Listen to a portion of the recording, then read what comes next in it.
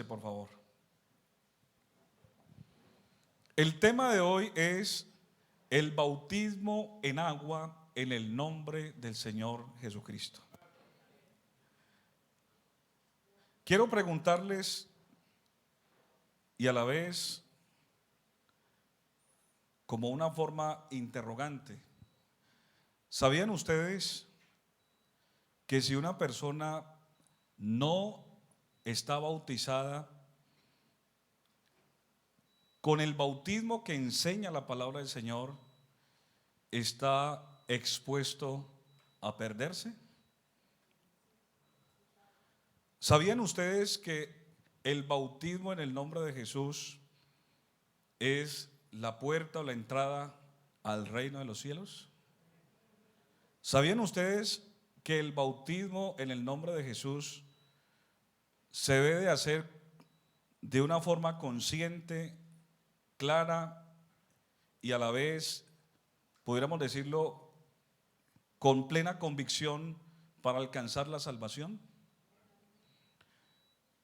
De manera que el tema que vamos a ver hoy es trascendental, es muy importante. El bautismo en agua en el nombre de Jesús es algo muy, muy importante. Para muchos este tema puede ser algo ya muy sencillo, para otros puede ser recordar algo que ya sabe, para otros puede ser algo nuevo. Pero cualquiera que sea la posición en la cual usted, es una forma de entender y recordar que el bautismo es algo maravilloso y trascendental que muestra el Señor a través de toda la Biblia y que será muy importante.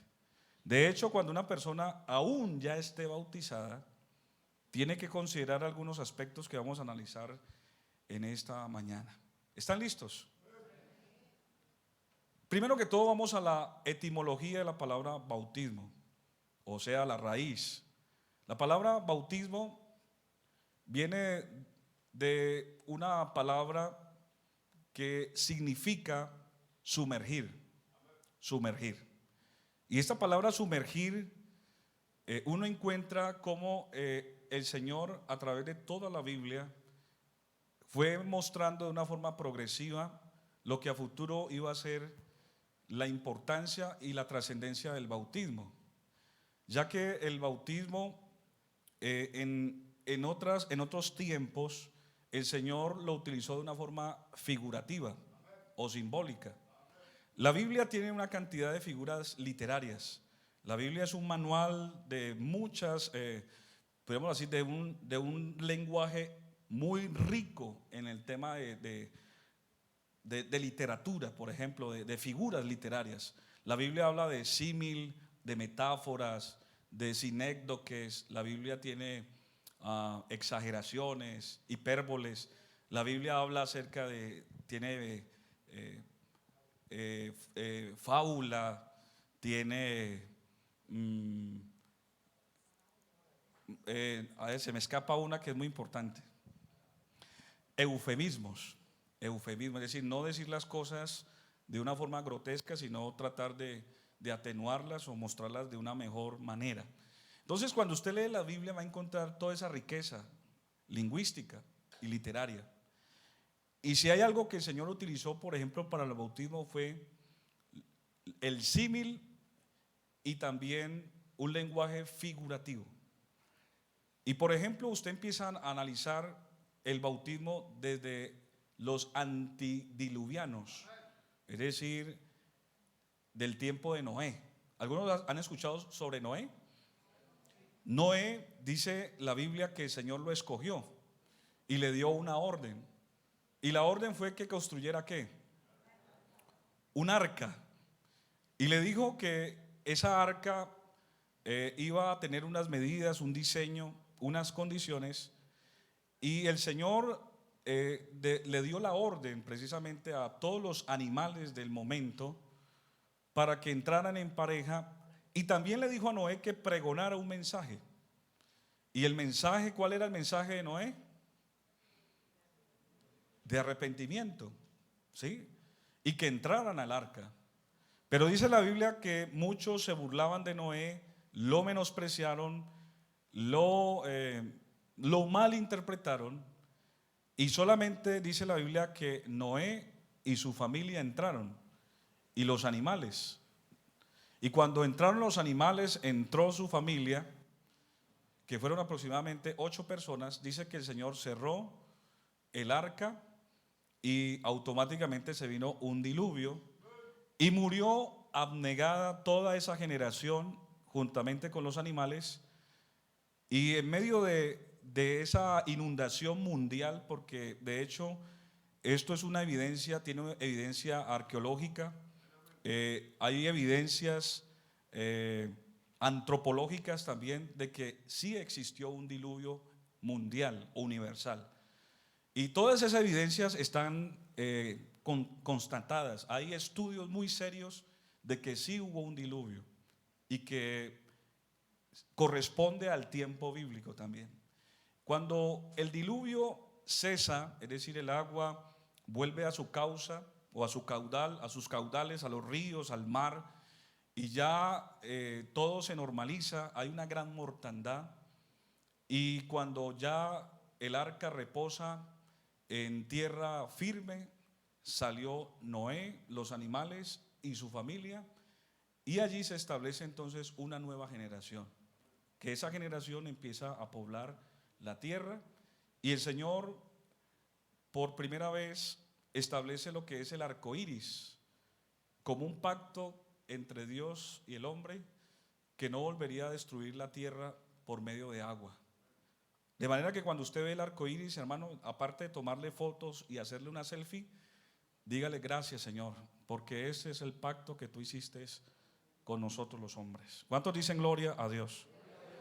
Es decir que pudiéramos decir que el arca es tipo del bautismo, porque el arca quedó sobre las aguas, y lo que cuando usted y yo participamos del bautismo, todos nuestros pecados y nuestros enemigos y todas las cosas malas quedan sobre el agua, y cuando el arca ya toca tierra firme, es decir, sale del agua, se establece entonces una nueva vida, una nueva generación.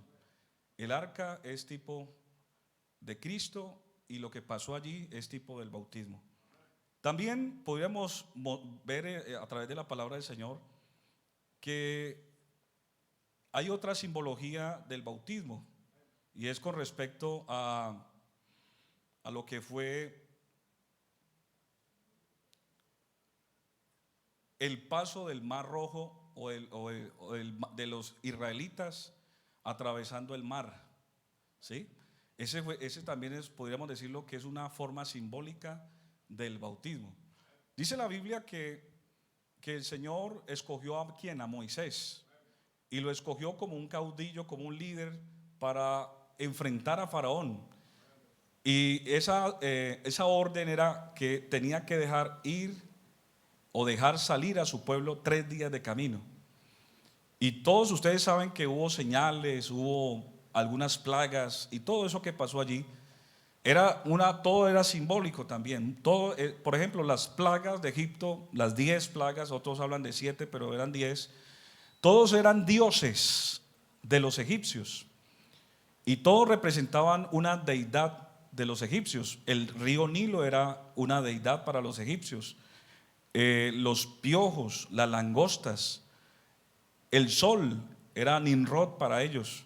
Es decir, el Señor de una forma peyorativa se burló de sus dioses, porque todos esos dioses al contrario, es decir, ellos buscaban salvación en sus dioses o se refugiaban en ellos, y lo que hicieron esos dioses fue antes dañarlos y afectarlos directamente a ellos. Entonces, cuando ellos pasan el Mar Rojo, en Éxodo 14, 22, el Señor llega y les dice: y los hijos de Israel entraron por el medio del mar en seco. Y escuchen esto: y les eran las aguas como un muro, a diestra y a siniestra. ¿Se imagina que ellos iban pasando y el mar se abre? Y dice la Biblia que las paredes del mar, o el mar se convirtió como en 2 paredes, una hacia la derecha y otra hacia la izquierda, y ellos pasaron en seco. ¿Sí están aquí conmigo? Y cuando ellos pasan al otro lado del mar, estimados hermanos, dice la Biblia que Faraón, los ejércitos de Faraón entraron, y cuando ya ellos estaban ahí, el ejército de Faraón, los egipcios ya estaban en seco al otro lado, y automáticamente esos muros se cierran, es decir, el mar otra vez vuelve a su normalidad, y todos aquellos soldados egipcios murieron abnegados allí en el mar. Y cuando ellos pasan al otro lado, empezaron a cantar el cántico de Moisés, la victoria. ¿Qué significa eso? Tipo del bautismo, porque el Señor dice que Él echó todas nuestras iniquidades a la profundidad de la mar para nunca más acordarse de ellas. Quiere decir que esa forma simbólica, eso que vivieron los israelitas por medio de esa persecución de los egipcios, era también tipo del bautismo. ¿Cuántos dicen gloria a Dios? También uno encuentra en la Biblia la consagración de los sacerdotes. También era una forma simbólica del bautismo. Eso usted lo encuentra en Éxodo 40:12, donde el Señor establece, por ejemplo, el ritual que se hacía con los sacerdotes, porque generalmente los sacerdotes, los que iban a ministrar o eran escogidos para ministrar en el tabernáculo, los tenían que tener ciertas características y también tenía que tener una edad promedio. Tenían que tener 25 años. O sea, es decir, que ellos empezaban a concursar desde los 25 años. Y luego duraban 5 años en estudios, en preparaciones, en todo lo que tiene que ver con la capacitación para ministrar. Entonces, usted, por ejemplo, lo encuentra en Éxodo 40:12, dice que ese ritual era de la siguiente manera. El Señor dio la orden, dice: rocía sobre ellos el agua de la ofrenda por el pecado, y hagan ellos pasar navajas por toda su carne, y laven sus vestidos, y purifíquense. También en Números 8:7 dice: y enseguida harás que se presente Aarón y a sus hijos a la entrada del tabernáculo de reunión, y los lavarás ¿con qué?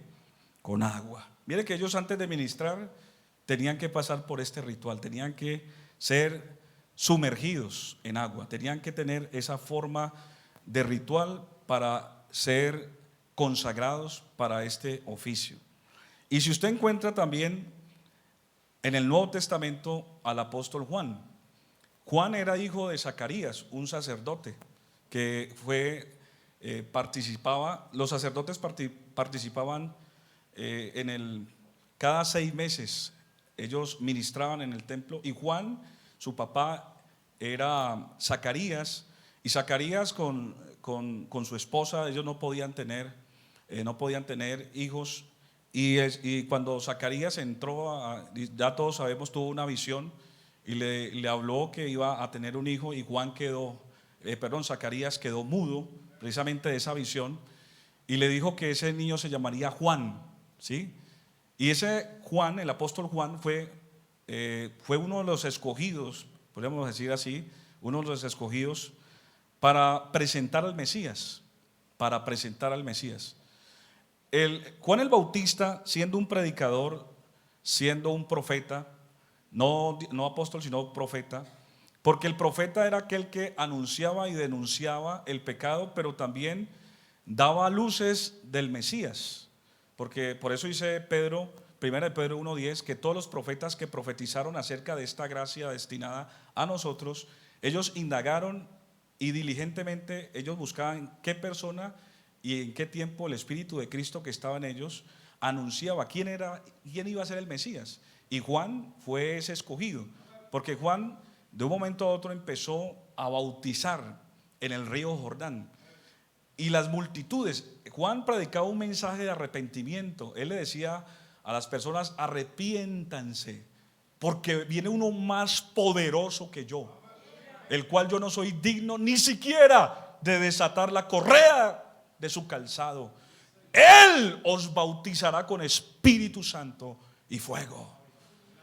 Y Juan tenía la autoridad espiritual y moral. Inclusive él reprendía a los líderes de la época y les decía víboras. Imagina que a alguien le diga víbora a alguien que tiene el poder para matarlo. Eso es tener mucha valentía, ¿cierto? Y tener la autoridad espiritual. Le decía zorras, pero no la palabra que hoy en día nosotros entendemos, ¿no? En ese tiempo las zorras tenían otra aplicación. Pero ese era un hombre osado, atrevido, porque tenía autoridad espiritual. Y él empezó a bautizar con un bautismo de arrepentimiento, diciéndole al pueblo que creyesen en aquel que vendría después de él. Esto es el Cristo. Entonces las personas de alguna manera en ese momento estaban a la expectativa. ¿Quién será? Y ellos decían, sí, yo me quiero arrepentir, y Juan los bautizaba. Pero Juan también estaba a la expectativa, porque él sabía que él era el escogido, el enviado de Dios para presentar al Mesías. Y Juan estaba allí bautizando, cuando de un momento a otro aparece Jesús. Y cuando Juan ve a Jesús, y cuando lo ve, resulta que Juan y Jesús eran primos. Tenían diferencia de 6 meses aproximadamente. Y por ser primos judíos, pues los judíos tienen una relación muy estrecha, muy íntima. Ellos sabían que se conocían. Pero Juan no sabía que su primo era el Mesías. Pero el que lo envió a bautizar le dio una señal. Y le dijo: sobre quien veas descender el Espíritu Santo como paloma. O sea, no que el Espíritu Santo fuera una paloma, sino como, una figura literaria, como, un adjetivo.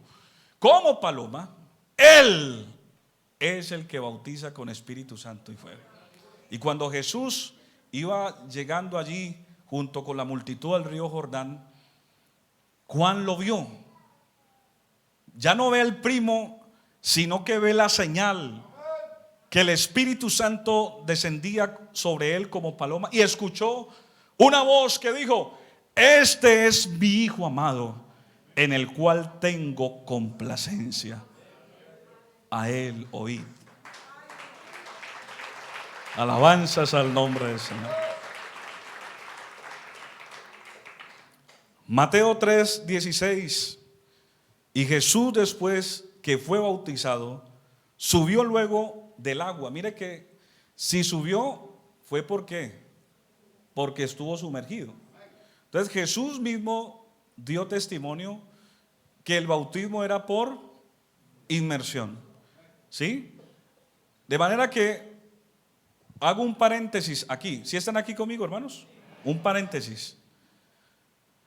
Muchas personas se confunden en este momento por el bautismo. Dicen, bueno, la Biblia muestra varios bautismos. Miren, Jesús habla del bautismo de fuego. Juan el Bautista bautizó con bautismo de arrepentimiento. Algunas confesiones bautizan por aspersión, es decir, le tiran agua al niño. ¿Sí? ¿Cuál es el bautismo? Por aspersión. Otros se bautizan por los muertos. Es decir, que unos se bautizan por Buda, se bautizan por Confucio, se bautizan por su deidad o su Dios. Entonces, ¿cuál es el bautismo?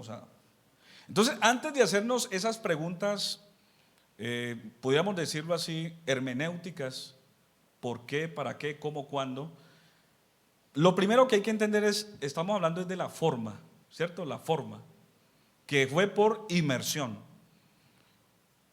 Y estar sumergido tiene también una simbología. ¿Cuál es la simbología? Vamos a analizarla con lo que Cristo hizo en la cruz. Vamos a ubicarnos en Romanos capítulo 6. Amén. Y el verso 3. Romanos 6:3 dice: ¿o no sabéis que todos los que hemos sido bautizados en Cristo Jesús hemos sido bautizados en su muerte?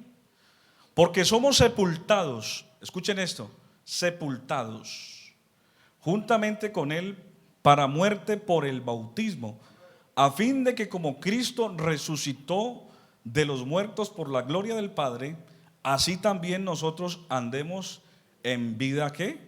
En vida nueva. Verso 5, porque si fuimos plantados juntamente con Él en la semejanza de su muerte, así también lo seremos en la de su resurrección. Sabiendo esto, que nuestro viejo hombre fue crucificado juntamente con Él, para que el cuerpo del pecado sea destruido, a fin de que no sirvamos más al pecado. Porque el que ha muerto ha sido justificado del pecado. Y si morimos con Cristo, creemos que también viviremos con Él, sabiendo que Cristo, habiendo resucitado a los muertos, ya no muere, y la muerte no se enseñoreará más de Él. Les explico. Si el símil del bautismo con la obra de Cristo es lo que garantiza la salvación, vamos a explicarla. Cristo, cuando estaba en la cruz, suspendido entre cielo y tierra, Él estaba cumpliendo varias simbologías. Estaba siendo el cordero que era expiatorio, es decir, el que llevaba la culpa del oferente. Cristo se presentó como el Cordero de Dios que quita el pecado del mundo. En la cruz también se hizo maldición, porque todo aquel que moría en una cruz era un maldito, y se hizo maldición por nosotros.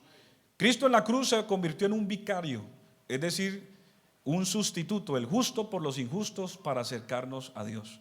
Cristo en la cruz llevó el pecado de todos los hombres, y todo el juicio, la culpa, la enfermedad, la maldición, la condenación, Él la llevó sobre su cuerpo y lo destruyó. Ese cuerpo, todo el pecado que usted y yo merecíamos, cayó sobre el cuerpo de Cristo. Y cuando llevan ese cuerpo y lo sepultan, cuando usted y yo nos arrepentimos de muerte, o sea, cuando usted y yo decimos no más, yo no quiero volver más al pecado, yo me arrepiento, desde el momento que usted escucha la palabra de Dios, dice la Biblia que usted y yo hemos sido engendrados por la palabra, y cuando la palabra entra en nosotros y somos engendrados, entonces se ejecuta el nuevo nacimiento. Y el nuevo nacimiento se da de una forma interna, donde usted y yo empezamos a sufrir unos cambios de comportamiento, de actitud, donde ya nuestra conciencia se despierta, donde nuestra conciencia empieza a tener mayor sensibilidad frente al pecado, y somos conscientes de nuestra bajeza, nuestra bancarrota, de nuestra condición de pecado.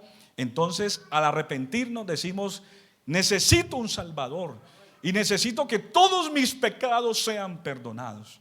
Entonces, el arrepentimiento es tipo de esa muerte, de ese dolor. Por eso cuando uno se arrepiente, uno siente dolor, uno siente tristeza de haber ofendido a Dios. Pero eso lo hace solamente una persona cuando se arrepiente de verdad. Y cuando ya esa persona toma la decisión, entonces todos sus pecados tienen que ser sepultados. ¿Sí? Sepultados. Pero es ahí donde muchos no entienden. Dice: pero ¿cómo? Eso fue lo que Nicodemo, cuando tuvo la conversación con Jesús, no supo, no entendió. Nicodemo se le acercó, le dijo: maestro, sabemos que has venido de Dios como maestro, porque las cosas que tú haces no las hace cualquier hombre si Dios no está con él. Y Jesús le dijo: de cierto te digo, que si no naces de nuevo, no puedes ver el reino de los cielos. Y Nicodemo no entendía, dijo: pero ¿cómo? ¿Cómo es posible que un hombre, después de nacer, siendo viejo, vuelva a entrar por segunda vez al vientre de su madre y nacer? ¿Cómo es eso? Jesús le dijo: mira, lo que es nacido de la carne, carne es, y lo que es nacido del espíritu, espíritu es. No te maravilles de esto, es necesario nacer de nuevo. De manera que si usted lleva 20, 30, 40 años de vida, usted y yo podemos volver a nacer. Y nacer de nuevo. Y nacer para ser una nueva criatura.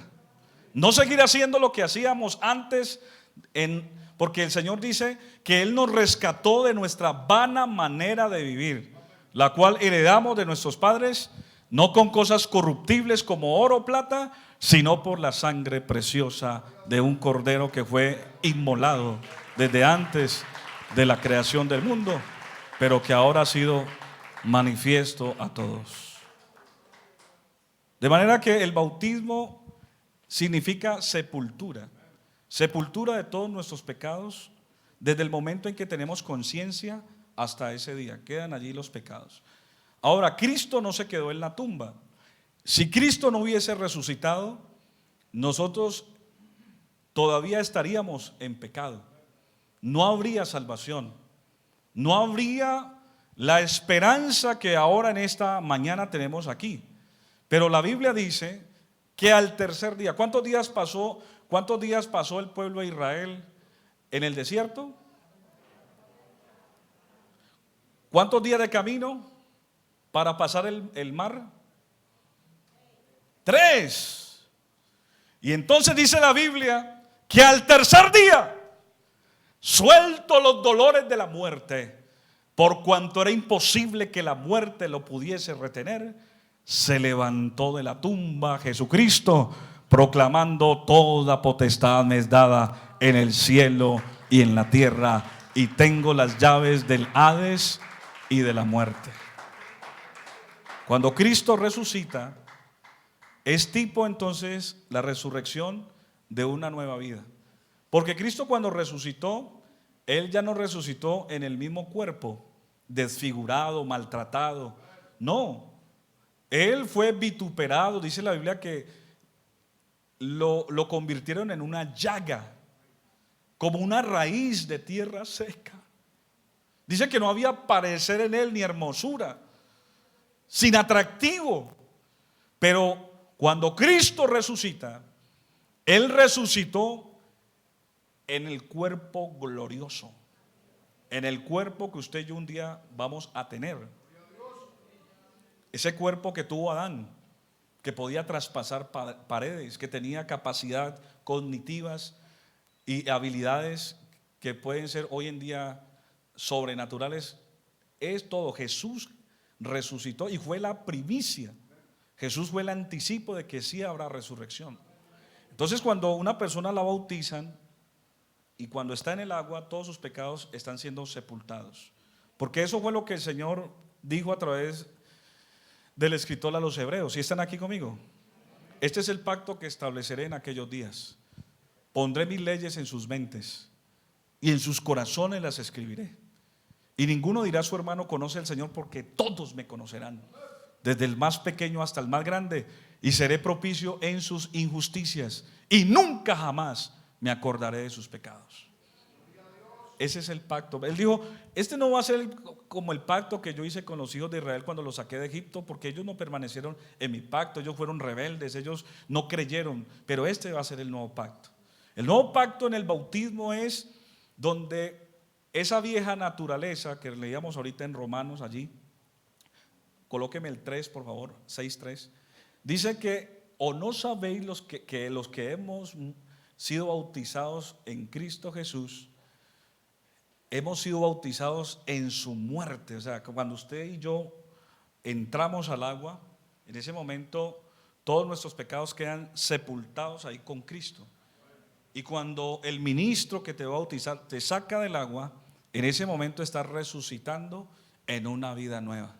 Es decir, que todo lo malo, todo lo pasado, dice la Biblia en segunda de Corintios 5:17, de modo pues, si alguno está en Cristo, nueva criatura es.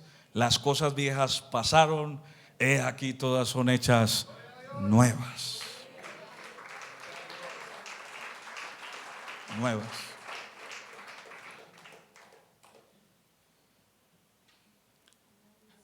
¿Estamos bien hasta ahí?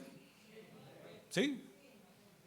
Este es solamente podemos decirlo, la antesala, y vamos a retomar un poquito la enseñanza. Dijimos que el bautismo es tipo que se hace a través de la inmersión. ¿Se practicó o fue una forma simbólica a través de qué? Lo que pasó ¿con quién? Con Noé. ¿Con quién más? Los sacerdotes y el paso del mar, ¿cierto? En el Nuevo Testamento, ¿quién empezó a proclamar el bautismo? Juan, diciendo que creyeran en uno que era más poderoso que él. Y ya luego Cristo ejecuta ese proyecto, que era la sombra de lo que iba a pasar.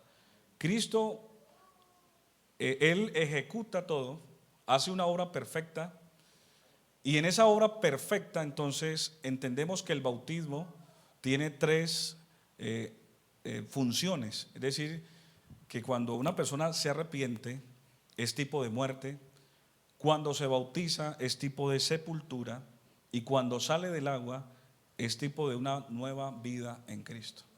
¿Hasta ahí estamos bien? Ahora la pregunta es, ¿qué edad tiene que tener una persona para hacerse bautizar? ¿Será un niño?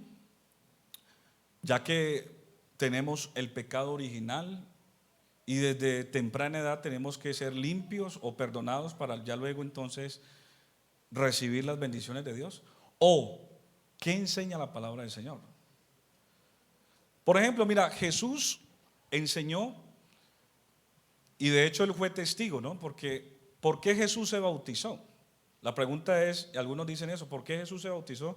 Si él era el bautizador, o si es Dios, ¿por qué se bautizó? Porque Jesús en su humanidad tenía que cumplir toda justicia. Jesús era tipo del sacerdote del orden según Melquisedec. Es decir, que él tenía que ejercer el sacerdocio de una forma perfecta. Él fue presentado al octavo día. Jesús fue bautizado en agua y también en espíritu, porque dice la Biblia que en Colosenses 2:9, en él habita corporalmente todo el poder de la divinidad. Jesús era ungido. En Jesús estaba todo el poder de la divinidad. Y Jesús nos dio ejemplo. De hecho, cuando él tuvo una pequeña discusión con Juan, porque Juan le dijo, tú vienes a mí para ser bautizado. No, bautízame primero. Y Jesús le dijo, no, es necesario que tú me bautices para que se cumpla toda justicia. Y dándonos ejemplo a nosotros también de que teníamos que ser bautizados. Pero retomando el tema de cuál es la edad para bautizarse. Jesús no, en la Biblia usted no encuentra ni en el antiguo, porque los sacerdotes y los que eran consagrados para ministrar, inclusive el pueblo, los que no hay ningún registro de bautismo de niños. Y los sacerdotes eran escogidos a los 25 años y a los 30 los ordenaban. Eso da a entender que las personas que se bautizaban eran mayores de edad, conscientes de su pecado y conscientes de la decisión que tenían que tomar. Por eso Jesús, cuando empieza su ministerio, él empezó a los 30 años. A los 30 años también empezó su ministerio. Mire, todo va encajando, todo está dentro del orden de las Escrituras. Él tenía que cumplir toda justicia. Y cuando Jesús entonces le traen a los niños, dice la Biblia que le traían los niños para que él los tocase. Y él tocaba a los niños. Y los discípulos empezaron a impedirse, y decían, no molesten niños, no molesten. A veces los niños son inquietos, ¿no? Y parece que los discípulos se estresaron con tantos niños. Y Jesús dijo, dejad a los niños venir a mí y no se los impidáis, porque los tales es el reino de los cielos. Por eso nosotros no bautizamos a los niños, porque un niño no tiene conciencia de pecado. Un niño es inocente.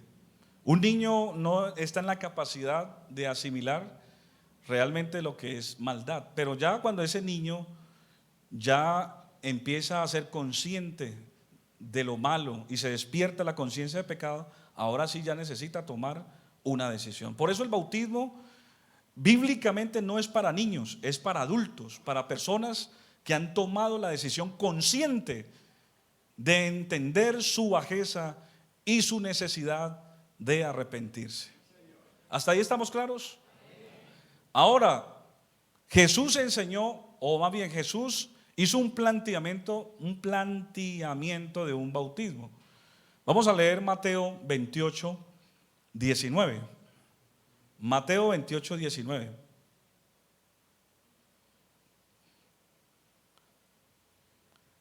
Jesús da la gran comisión a sus discípulos y les dice, por tanto, id y haced discípulos a todas las naciones. Yo quiero que todos lean este texto, o sea, que se conecten con este texto, porque vamos a hacer una exégesis. ¿Qué es una exégesis? Es una correcta interpretación del texto desde la gramática. Vuelvo y repito, Mateo 28:19 dice: por tanto, id y haced discípulos a todas las naciones, bautizándolas en el nombre de ¿qué? Del Padre y del Hijo y del Espíritu Santo, enseñándoles que guarden todas estas cosas que os he mandado, y aquí yo estoy con vosotros todos los días hasta el fin del mundo. Amén. Bueno, vamos al verso 19. Primero que todo, Jesús da una orden. Por tanto, id. ¿Sí? Es una orden. Imperativo. Luego dice: haced discípulos. ¿A dónde? A todas las naciones. Y luego dice: bautizándolos. ¿Cómo? En el nombre. Bueno, ahí detengamos, ahí en ese texto detengamos, en el nombre. Esa palabra nombre está en plural o en singular. Recuerden que plural es cuando se refiere a varios y singular cuando se refiere a uno. Entonces dice nombres o nombre. Dice bautizándolos en el nombre o nombres. O sea que se refiere, ¿es singular o plural? Si es singular se refiere a un nombre. Sigamos. Del Padre. La palabra Padre es un título o un adjetivo calificativo de alguien que ha tenido hijos, o es un nombre. Le repito, por ejemplo, yo soy padre, pero yo no me llamo padre, yo me llamo José Luis. Entonces yo les pregunto a ustedes, ¿padre es nombre o es un adjetivo calificativo de alguien que tiene hijos? Es un adjetivo, es un título. O sea que padre no es nombre. Pero me está diciendo que lo bautice en el nombre del Padre, y Padre no es nombre. Luego, sigamos. Y del Hijo. La palabra hijo es un adjetivo calificativo a alguien que ha nacido de mujer, o es un nombre. Es un adjetivo.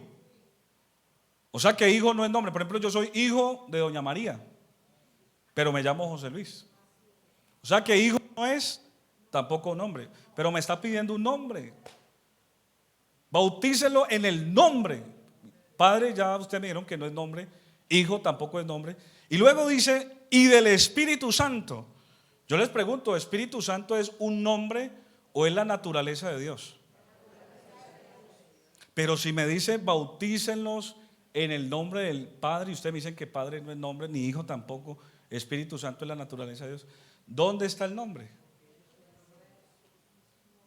¿Dónde está? Pero si ahí no está.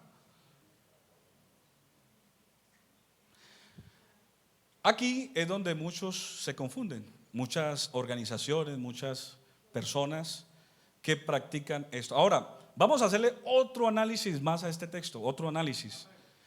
Ahí están bautizando a alguien, dirían los militares, en flagrancia. Flagrancia es en el acto, testigo, ocular. Ahí hay un bautismo, Camila. Ahí están bautizando a alguien ahí. ¿Cierto que no? ¿Ustedes ven ahí que están bautizando a alguien? Podríamos decirlo que es como una fórmula, ¿cierto? Un mandato. Pero ¿será que cuando ya los discípulos empiezan a bautizar, será que ellos le llevaron la contraria a Jesús? ¿Oyeron qué cuento Jesús? Así, a mí no me gusta que eso de bautizar así en el nombre del Padre. No, vamos a bautizar de otra manera. ¿Ustedes creen que los discípulos fueron capaces de hacer eso? ¿Ustedes consideran que los discípulos fueron obedientes? Entonces vamos a analizar si el bautismo aquí no está en flagrancia, o sea, no hay un bautismo ocular o alguien allí en el momento en flagrancia. Vamos a analizar al menos, yo les voy a mostrar 5 bautismos bíblicos en el acto, en flagrancia y en diferentes poblaciones también, tanto judíos como gentiles inclusive los mismos apóstoles, cómo se bautizaron. Y vamos a ver cómo se bautizaron ellos. ¿Están listos? Arranquemos con el primero. Hechos capítulo 2 y el verso 37 y 38. Dice: al oír esto se compungieron de corazón, y van tomando nota de los bautismos. Al oír esto se compungieron de corazón y dijeron a Pedro y a otros apóstoles: varones, hermanos, ¿qué haremos? Pedro les dijo: arrepentíos y bautícese cada uno de vosotros. ¿Cómo? O sea, ahí entonces, ¿qué pasó? ¿Cómo? En el nombre, ahora sí ya aparece, de Jesucristo, para el perdón de los pecados, y recibiréis el don del Espíritu Santo, porque para vosotros es la promesa, para los hijos, para los que están lejos, y para cuantos el Señor nuestro Dios llamare. Hasta ahí es el primero, ¿cierto? El segundo bautismo, Hechos 8:16. Hechos 8:16. Vamos entonces a analizar qué pasó allí. Allí usted encuentra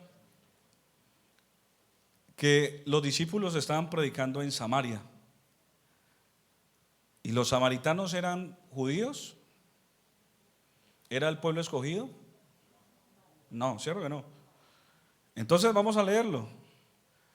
Desde el 14, cuando los apóstoles que estaban en Jerusalén oyeron que Samaria había recibido la palabra de Dios, enviaron allá a Pedro y a Juan, los cuales, habiendo venido, oraron por ellos para que recibiesen el Espíritu Santo, porque aún no había descendido sobre ninguno de ellos, sino que solamente habían sido bautizados. ¿Cómo?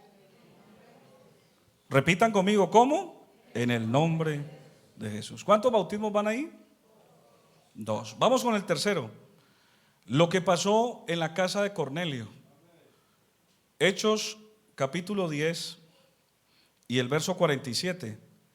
Hechos 10, 47, vamos a leer ese texto también, donde allí hay una experiencia muy significativa, porque Pedro estaba en ayuno y se le presentó una visión, y esa visión eran puros reptiles, y los judíos, para ellos los reptiles o así animales que ellos consideran inmundos no pueden comer.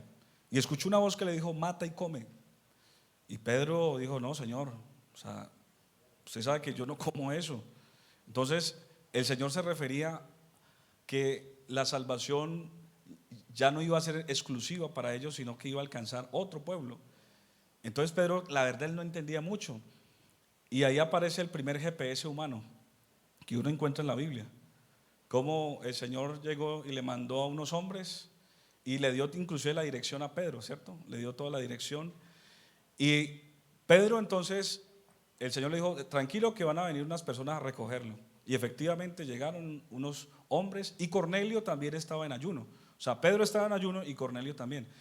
Pero Cornelio tuvo también la visión, y entonces dijo: yo voy entonces a mandar a traer a esa persona que me va a hablar. Y llegó y reunió a su familia. Entonces todos estaban así a la expectativa, como cuando usted y yo esperamos al pastor, y vamos a ver el pastor de qué nos va a regañar o qué nos va a decir. Ellos estaban ahí esperando. Y mire lo que pasó. Vamos a leer desde el 44. Dice: mientras aún hablaba Pedro estas palabras, cuando empezó a hablarles del Cristo, quién era el Mesías, y empezó a hablarles, y se sorprendió que el Señor no hacía acepción de personas, sino que también los había escogido a ellos. Dice que el Espíritu Santo cayó sobre todos los que oían el discurso, y los fieles de la circuncisión, o sea, los hermanitos consagrados, pues, que a veces no aceptan que a veces pasen cosas extraordinarias entre nosotros. Los fieles de la circuncisión que habían venido con Pedro se quedaron atónitos que también sobre los gentiles se derramase el don del Espíritu Santo, porque los oían que hablaban en lenguas y magnificaban a Dios. Verso 47: entonces respondió Pedro: ¿puede alguno impedir el agua para que no sean bautizados estos que han recibido el Espíritu Santo también como nosotros? Y mire lo que dice: y mandó a bautizarles ¿cómo? En el nombre del Padre, del Hijo. ¿Qué dice allí? Bautizados en el nombre del Señor Jesús. Entonces le rogaron que se quedase por algunos días. Alabanzas al nombre del Señor. ¿Cuántos bautismos van ahí? 3. El apóstol Pablo se bautizó en el nombre de Jesús. Hechos 22:16. Vamos a leerlo. Cuando él estuvo allí con Ananías, cuando tuvo esa visión, que seguramente se cayó, quedó ciego, Ananías lo ministró durante unos días. Y allí dice que, mire lo que pasó. Hechos 22 y el verso 16. Dice: ahora pues, le dijo entonces Ananías, o desde el 12 también, vamos a mirar el contexto, me gusta el contexto. Desde el 12 dice: entonces uno llamado Ananías, varón piadoso según la ley, que tenía buen testimonio de todos los judíos que allí moraban, vino a mí y acercándose me dijo: hermano Saulo, recibe la vista. Y yo en aquella misma hora recobré la vista y lo miré. Y él me dijo: el Dios de nuestros padres te ha escogido para que conozcas su voluntad y veas al justo y oigas la voz de su boca por revelación, en otras palabras, porque serás testigo suyo a todos los hombres de los que has visto y oído, de lo que has visto y oído. Ahora pues, ¿por qué te detienes? Levántate y bautízate y lava tus pecados invocando su nombre. Alabanzas al nombre de Jesús. ¿Cuántos van allí? ¿Cuántos? 4. Vamos a analizar otro más. ¿Listo? Hechos 4:12. Hechos 4:12 dice: y en ningún otro ¿qué? Hay salvación, porque no hay otro nombre bajo el cielo dado a los hombres en el cual podamos ser ¿qué? Salvos. Y por último, Romanos 6:3. Ustedes lo leyeron ahorita. ¿O no sabéis que los que hemos sido bautizados en Cristo Jesús hemos sido bautizados en su muerte? Amén. O sea que ya al menos hemos analizado 6 bautismos. ¿Cómo? ¿En qué nombre? En el nombre de Jesús. Ahora la pregunta es: si yo no me he bautizado en el nombre de Jesús, ¿estaré bautizado? Si yo, porque hay personas que a veces dicen: bueno, pastor, mire, yo no me he bautizado, a mí me bautizaron quizá en lo católico por aspersión, pero yo no creo solamente en el bautismo. Mira, yo creo en el amor, yo creo en hacer obras sociales, yo amo al prójimo, yo me porto bien, yo soy un buen vecino, yo soy un buen padre. Yo considero que Dios no limita a una persona solamente por el bautismo, porque es que ustedes hacen tanto énfasis en el bautismo. Si yo soy una gran persona, es más, yo me porto mejor que muchas personas y no me he bautizado en el nombre de Jesús. Yo me porto mejor que muchos de sus hermanos que hacen alarde que se bautizaron en el nombre de Jesús, y me porto mejor que ellos. Hermanos, yo les hago una pregunta. Cuando usted y yo vamos de viaje y usted dice: voy a ir para Miami, y voy para Miami, entonces usted dice: hermano, yo ya estoy en Miami. Y ¿verdad? ¿A dónde está en Miami? Sí, yo estoy en Miami, yo creo que estoy en Miami. Pero sí, yo estoy en Miami. ¿Por qué no? Yo creo que estoy en Miami. Para ir a Miami, a Miami es Vallecaucano, Miami, ¿qué hay que hacer? Primero hay que sacar la visa. No, antes el pasaporte, luego la visa. La visa es garantía que usted va a entrar a Miami. Cuando usted llega a migración y sobre todo aquí hay puros cubanos, oye, ¿tú qué vas a hacer aquí? No, hasta ahí no hay garantía. Ellos mismos lo pueden devolver, ¿sí? O sea, cuando usted ya le sella en su pasaporte, o hoy en día ya es digital, ¡pip! Bienvenido. Ahí usted puede decir, estoy en Miami, ¿cierto? Pero no es de percepción, es que mucha gente por eso se confunde, dicen, mire, es que yo tengo a Dios, yo creo en Dios, pero no hacen la voluntad de Dios. O sea, no cumplen lo que está escrito. O sea, el simplemente usted decir cosas o de percepción o porque cree, no, tiene que estar constatado con la palabra de Dios. Y si la palabra de Dios dice que para ser salvo, escuchen esto, para ser salvo, no, leámoslo. Marcos 16:15. Marcos 16:15. ¿Qué dice? Marcos 16:15. Dice así: y les dijo, id por todo el mundo y predicad el evangelio ¿a quiénes? A toda criatura. Luego dice, el que creyere y fuere ¿qué? Bautizado, ¿será qué? Salvo. Y el que no creyere ¿qué?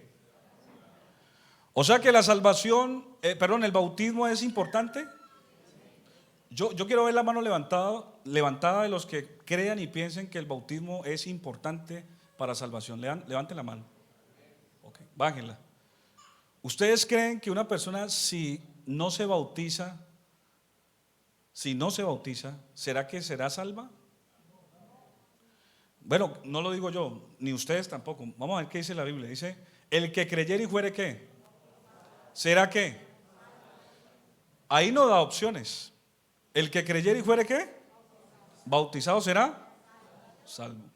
Entonces, ¿el bautismo es importante, sí o no? Claro, claro que es importante. Cuando alguien de una manera obstinada, porque a veces esto, mire, a mí si algo que yo aprendí de Dios es que si a mí alguien no me muestra por las escrituras algo, yo no creo. Lo que está escrito, escrito está. Y el bautismo no es un tema de un versículo. El bautismo es un tema central de la Biblia desde Génesis hasta Apocalipsis. Es un tema donde el Señor abre la puerta y dice, el que creyere y fuere bautizado será salvo. Salvo.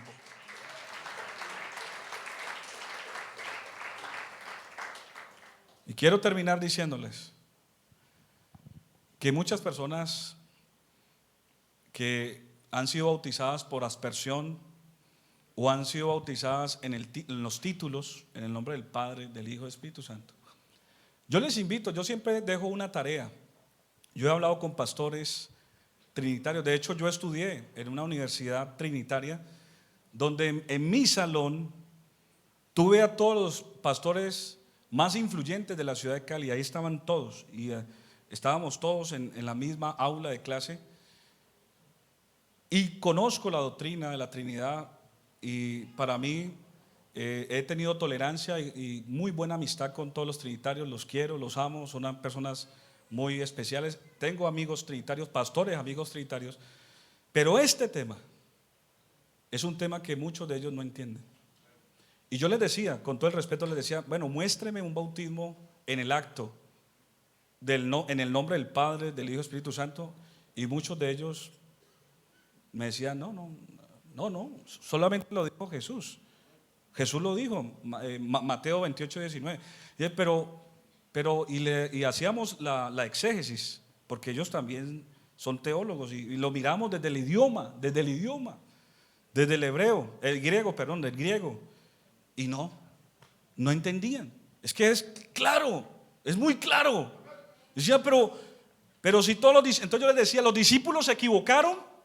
No, pues ¿cómo se van a equivocar si ellos, por ejemplo, Pedro dice que lleno del Espíritu Santo se puso en pie y les predicó a todos? O sea que, entonces yo le dije, entonces ustedes ¿por qué no se bautizan en el nombre de Jesús? Dice, no, pues es que eso no es, cuando ya las personas ya no tienen argumentos, porque cuando uno, por eso ¿cómo usted entiende una doctrina? Una doctrina tiene que tener un contexto y un pretexto para entender el texto.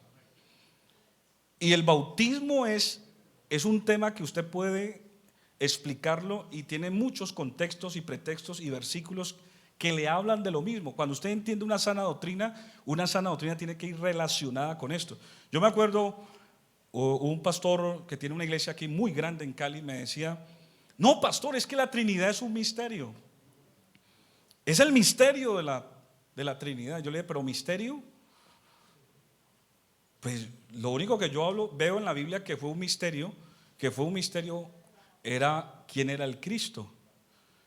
Y ese misterio se reveló y se hizo evidente. Y eso es lo que dice Pablo a Timoteo: e indiscutiblemente grande es el misterio y la piedad. Dios se manifestó en carne, justificado en espíritu, visto de los ángeles, predicado a los gentiles y recibido arriba en gloria. Quiere decir que el misterio, no, la Biblia ya no habla de misterio. De hecho, tenemos la palabra profética más firme y segura, en la cual hacemos el estar bien como una antorcha encendida en medio de la oscuridad. En este momento, toda la revelación bíblica ya está a disposición de todos nosotros. Ya no hay todo lo que los profetas quisieron saber e indagar, usted y yo ya lo sabemos, que es Cristo en nosotros, la esperanza de gloria. Amén. Hermano, ¿y por qué estas personas que no han sido bautizadas así son personas que han cambiado, que inclusive hay señales que los siguen a ellos y son respaldados? Claro, Dios respalda su palabra. Y de hecho, esa fe que tú tienes es una fe genuina si no te has hecho bautizar, pero te falta tener este sello. Es como cuando tú firmas un cheque. ¿Será que ese cheque, así esté bien diligenciado y no lleva la firma de la persona que lo está expidiendo, será que tú lo vas a cobrar y te lo pagan? Se lo devuelven. ¿Tiene que llevar qué? Y en este caso es el nombre. Muchos en aquel día me dirán: Señor, en tu nombre echamos fuera demonios, en tu nombre hicimos sanidades, en tu nombre hablamos en lenguas, en tu nombre hicimos todo esto. Y el Señor va a decir: apartados de mí, nunca los conocí. Es decir que si una persona no se ha bautizado en el nombre de Jesús, yo le invito por la palabra que lo haga. Y si hoy a alguien se le revela el nombre, lo bautizo hoy mismo en el nombre de Jesús. Ahí tengo las togas. Yo siento la unción de Dios esta mañana. Y los que hemos sido bautizados en Cristo Jesús, hemos sido, hermano, regenerados por el poder de su palabra. Por eso, amigo que está aquí, hermano que de pronto usted no se ha hecho bautizar, amigo que no se ha hecho bautizar y usted quiere ser hermano en Cristo, hijo de Dios, esta es la entrada para el reino, no es otra. No quiera usted darle interpretación a su gusto, a su manera, a saltar la cerca. No, tiene que entrar por la puerta. Y Jesús es la puerta. Él dijo: yo soy el camino, yo soy la verdad, yo soy la vida, y nadie viene al Padre sino por mí. Por mí. Y él hubiera dicho: nadie va al Padre sino por mí. Él dice: nadie viene al Padre sino por mí. Oh, aquí está el Espíritu Santo, hermano. Pónganse en pie, hermano, y dígale: Señor, gracias por esta revelación. Gracias por haber conocido tu nombre. Quiero decirle que los discípulos, cuando enviaron, o cuando ellos, el Señor les dio la gran comisión de Mateo 28:19, ellos no sabían que Jesús era el Padre. Ellos no sabían que Jesús era el Cristo. Por eso, cuando ellos reciben el Espíritu Santo, ellos entienden que esa fórmula era simplemente una fórmula, como decir hoy en día H2O. ¿Será que H2O? ¿Qué es H2O? ¿Agua o una fórmula? Una fórmula, sí. H2O, ustedes dijeron, pero no, cuando ya se ejecuta y se mezcle todo, se convierte en agua. Esa fórmula, en la aplicación, era invocar el nombre de Jesús. Si usted, escuche lo que le voy a decir, están aquí conmigo, mírenme por favor, mírenme por favor.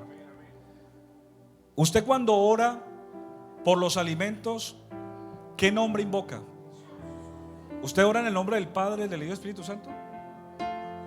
Cuando usted está en peligro y dice, ay, estoy en peligro, en el nombre del Padre, del Hijo y del Espíritu Santo. Uy, ya ha pasado muchas cosas, ¿cierto? Es más fácil en el nombre de Jesús, ¿cierto? Él dice, invócame en el día de la angustia, yo te libraré y tú me honrarás. Por cuanto en mí ha puesto su amor, yo también lo libraré.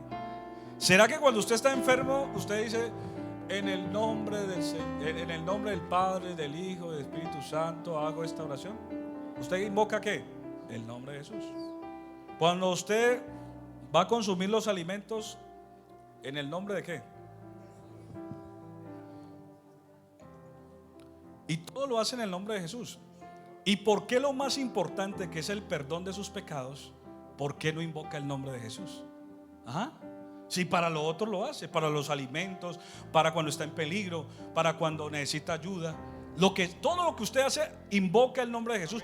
¿Por qué no lo hace en lo más importante, que es el perdón de sus pecados? Por eso, si usted entendió este mensaje, quiero decirle que está a un paso de encontrar la verdadera salvación y el verdadero bautismo, que es en el nombre del Señor Jesucristo. Alabanzas a Él sea toda la gloria. Mientras cantamos una canción alusiva a este momento, yo quiero orar por un creyente que no se haya hecho bautizar, pero que hoy ha sido tocado por la palabra. Yo quiero orar por todos los que no han sido bautizados, que vengan aquí adelante, porque quiero hacer una oración por ustedes, para que el Señor les abra las puertas, para que el Señor les ayude, para que el Señor les abra el entendimiento, para que tomen una decisión en algún momento de su vida, antes que mueran, antes de que pase algo, antes de que venga el Señor. Usted tiene que tomar esta decisión. Mientras ellos cantan, usted puede venir aquí al altar.